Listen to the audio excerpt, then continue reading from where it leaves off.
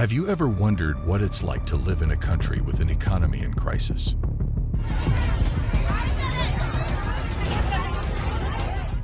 Well, look no further, because today we're diving deep into the economic woes of Pakistan. From skyrocketing inflation to mounting debt, we'll explore the root causes of this crisis and examine possible solutions to overcome it. What is the current situation of Pakistan? Pakistan is facing a dire economic crisis that can only be described as critical. From a shortage of basic medicines to skyrocketing inflation and soaring food prices, the country is grappling with a multitude of issues that have brought it to a tipping point. The root of this crisis is Pakistan's massive debt, which is among the highest in the world. The country needs to repay a staggering $22 billion to foreign lenders in 2023 alone, but it only has a meager $3.2 billion in foreign reserves. As a result, Pakistan is struggling to come up with the cash to repay its debt, leaving it with limited options and even fewer resources.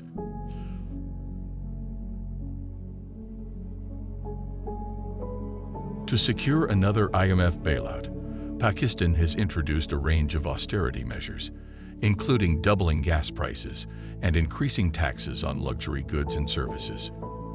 However, these measures are likely to hit the average Pakistani citizen hard, as they will lead to further increases in the cost of living and further exacerbate the country's already dire economic situation. The government's efforts to address its debt and economic issues are falling short, and Pakistan's future looks uncertain.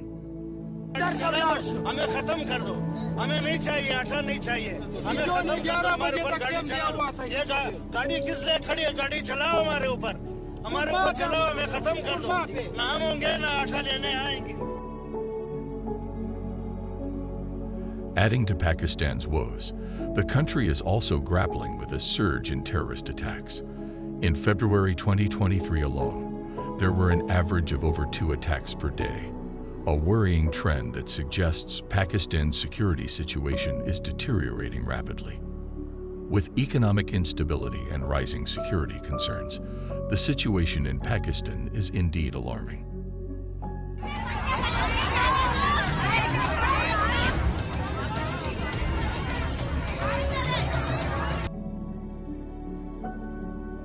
Pakistan's trade deficit, high global oil prices, rising agricultural imports, and economic mismanagement have led to several balance of payment crises. The Pakistani rupee is also crashing, trading at an all-time low of 280 to the dollar. The military's involvement in politics and business has contributed to the country's economic woes, with many military personnel taking on important roles that impact the economy. This military business complex is not transparent to the public and is not held accountable by the government, adding to the lack of trust in the country's economic system.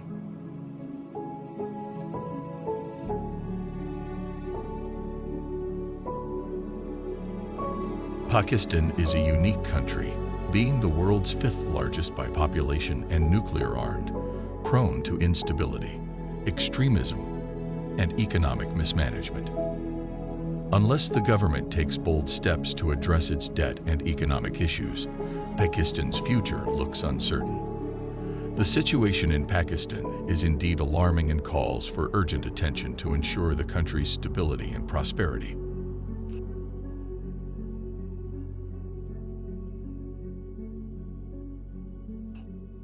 What are the main causes behind such economic crisis? Pakistan's ongoing economic crisis can be attributed to a combination of internal and external factors. Firstly, the country has been grappling with a large trade deficit, which means it imports more goods and services than it exports, leading to a drain on its foreign exchange reserves. Additionally, the country has been burdened with a heavy debt load, resulting in large interest payments and a lack of fiscal space for investment in crucial sectors like education, healthcare, and infrastructure. Furthermore, Pakistan has also been hit hard by the pandemic, with the government having to implement strict lockdown measures to contain the spread of the virus. This has had a devastating impact on the economy, with millions of people losing their jobs and businesses shutting down.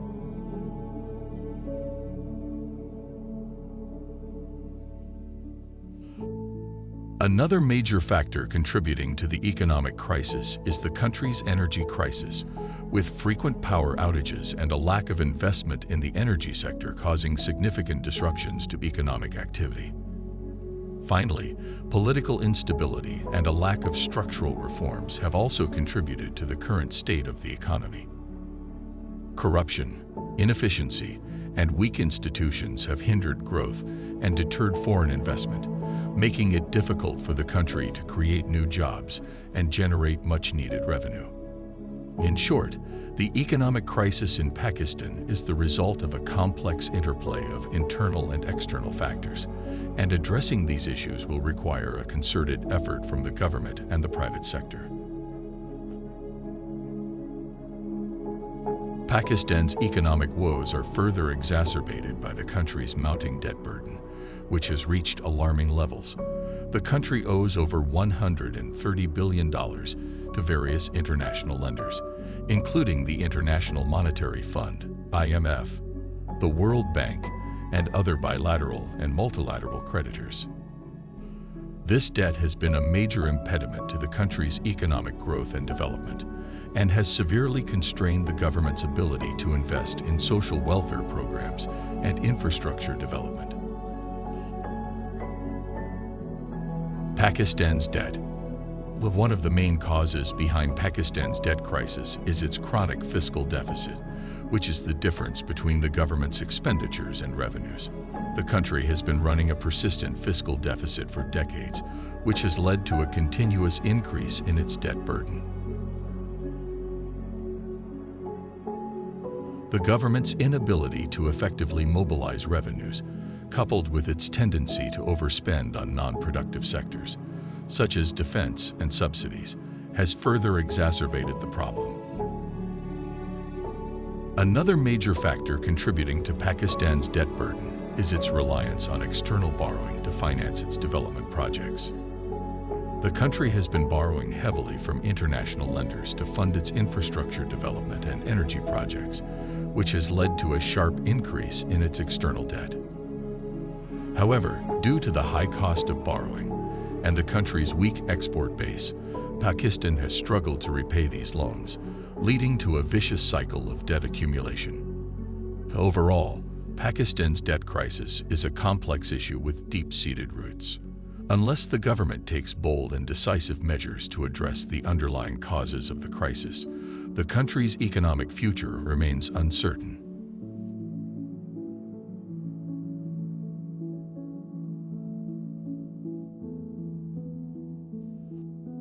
Military of Pakistan.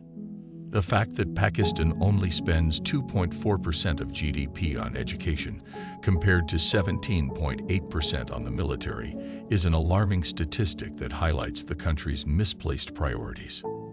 The military's internal economy has many hidden costs, such as encouraging crony capitalism and limiting the growth of a free market economy. Of course, military involvement in business is not limited to Pakistan. Many countries have faced similar problems, with the military using its power to influence business and politics in ways that benefit a specific group of people rather than the entire country.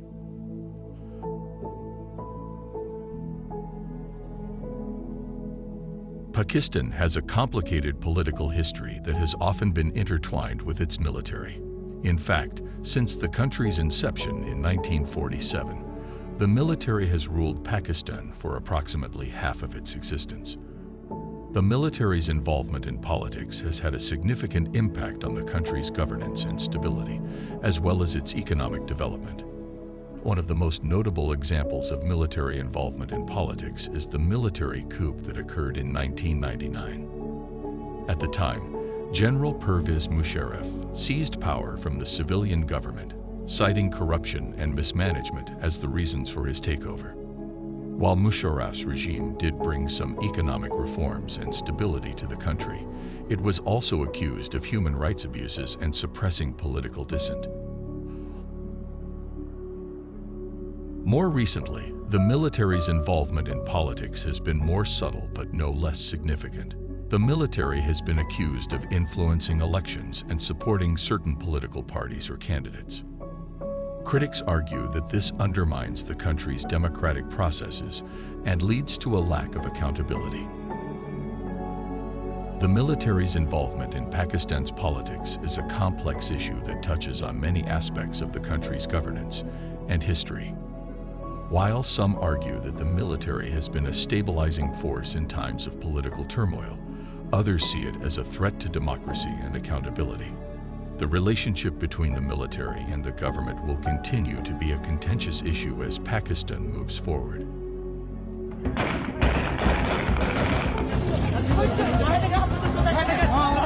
Food shortage, stampedes, gunfire.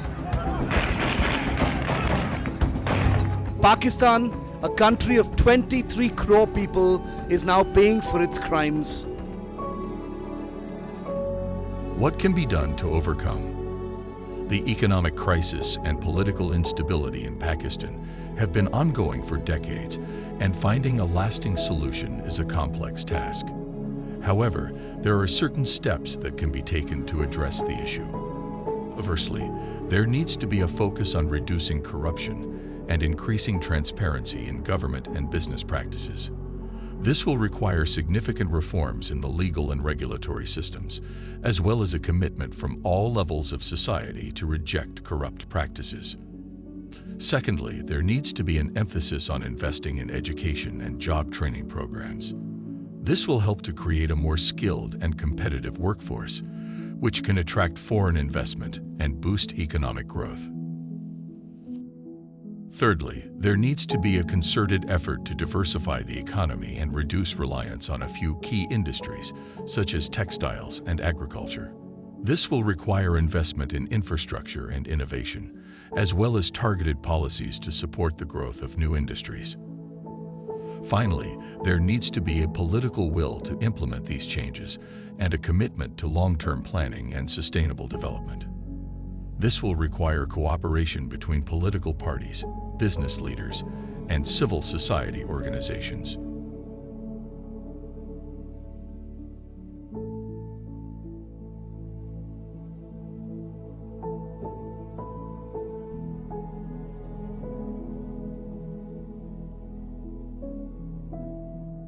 In terms of what we can learn from Pakistan's experience, it is clear that political instability and corruption can have severe economic consequences. It is also evident that international aid and loans are not a long-term solution to economic problems and can lead to unsustainable levels of debt.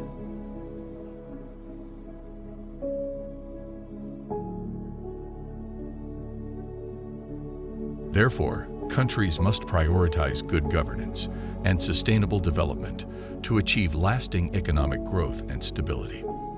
Additionally, it is crucial to recognize the interconnected nature of global economics and politics and to work together to create a more just and equitable world.